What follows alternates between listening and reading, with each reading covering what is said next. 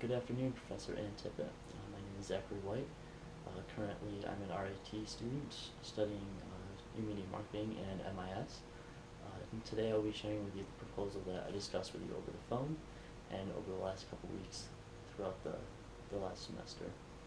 Okay, so my proposal is basically developing financial loan and career literacy through an interactive website, which will all lead to the overall goal of financial freedom for students, young professionals, and even high school kids their age at this point and throughout their entire career and throughout their entire life. Okay, so what I want to do is basically lay down the introduction on what the current problem is. So currently there's a few demographics that are affected by financial, basically illiteracy at this point, and can be helped throughout their entire life. So the first one is high school students. The second is college age students. And the third is graduate students. So what do all these three demographics have in common? Well, they all have it's basically the lack of financial literacy and also the lack of career development and their overall common lack of financial illiteracy.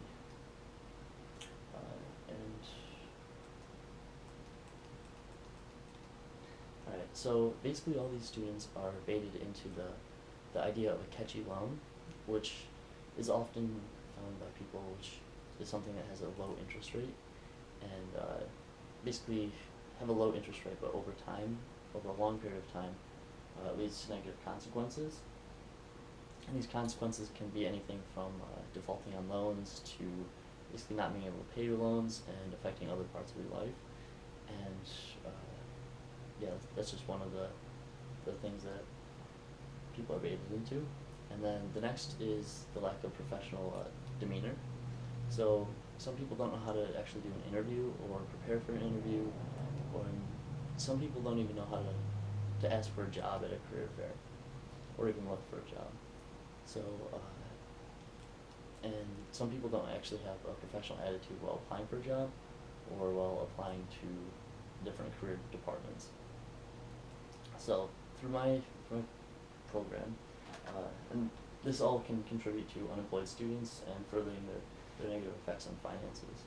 And this can impact them right after school, during school, or even after school. Alright, so I want to lay out the first problem. So year over year, the average 2013-2014 tuition increase was about 3.8% at private colleges and 2.9% at public universities. And on average, this loan debt after graduation was around $29,000. And that's substantial if it's paid over a long period of time, and some people have to make small payments over a long period of time, and it can impact them later on. So I want to give you an overview of the solution. My idea is to basically educate high school students, college students, and graduate students about the harsh effects of loans and their impact on the rest of their lives. So I also want to explain to them how to make the right solution and how to make the right decisions. And how I create this benefit, all through an interactive website. So there's three recommendations I'm going to give. So on the website there's going to be an educate section that high school students can educate themselves about the high effects of tuition and extended loan repayments. The second one is target college age students with the advice of landing a job so they can repay loans.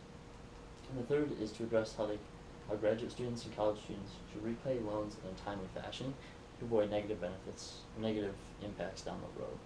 So the first recommendation I want to go into is the first one on the list, which is educating high school students about the cost of loans over time.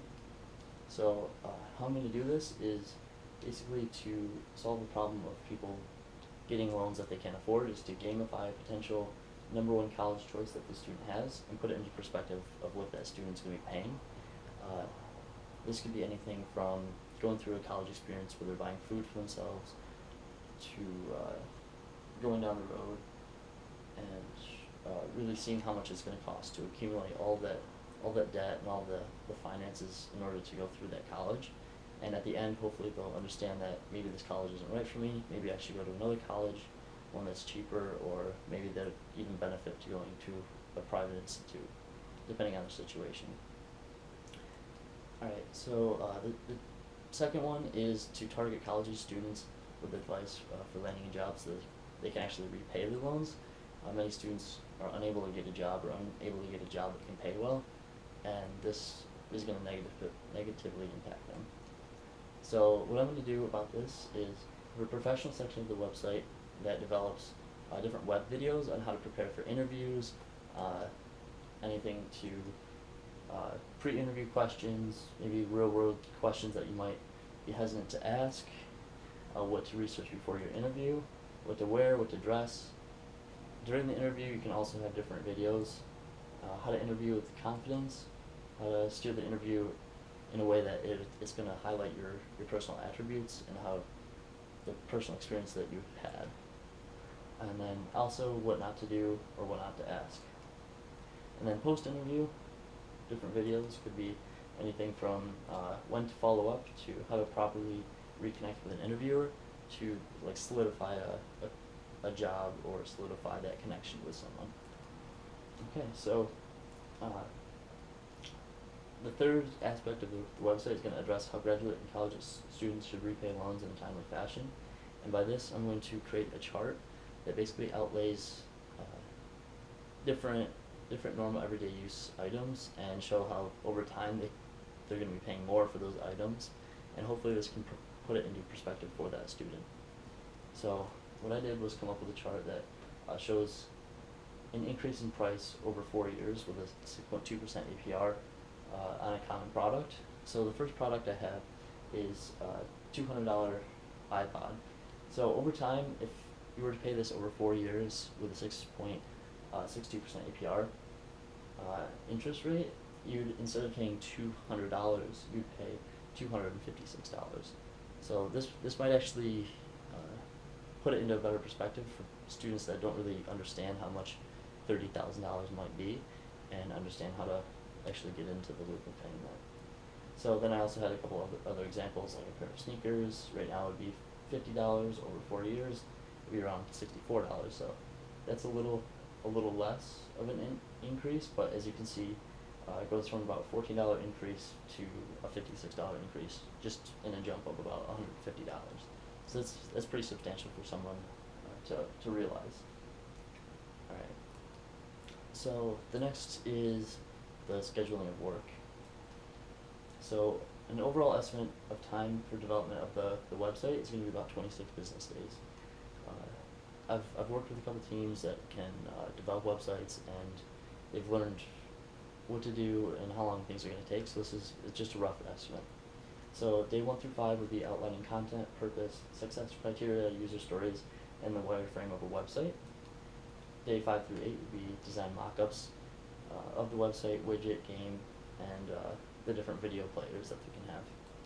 So day 8 through 15 is going to be the game development, website development, video begins, recording by the project manager. So these videos are going to be in production throughout the entire course of the website building so that they're ready for launch after 26 days. So day 16 through 20 is going to be a financial analyst verifying the correct data and the development of the website attributes.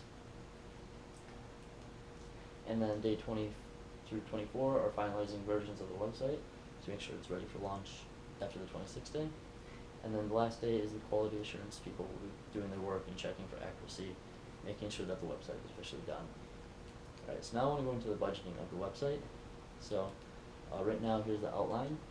So a financial analyst for 26 days at about $8 an hour, or 8 hours per day, is around 208 hours. And 208 hours times about $30 an hour on average of what an analyst could be paid is around $6,240. So then we're going to use the same template to go through the rest of the people that are going to be working on the website. So the overall budget is going to be around $36,000. So a financial analyst is the $6,000 number that we talked about. The game developer is going to be about $5,200. The web developers, there's going to be 3 of them that ensure a timely 26-day rotation cycle. It's going to be around $19,000. and a program project manager can be about $5,000, $5,800.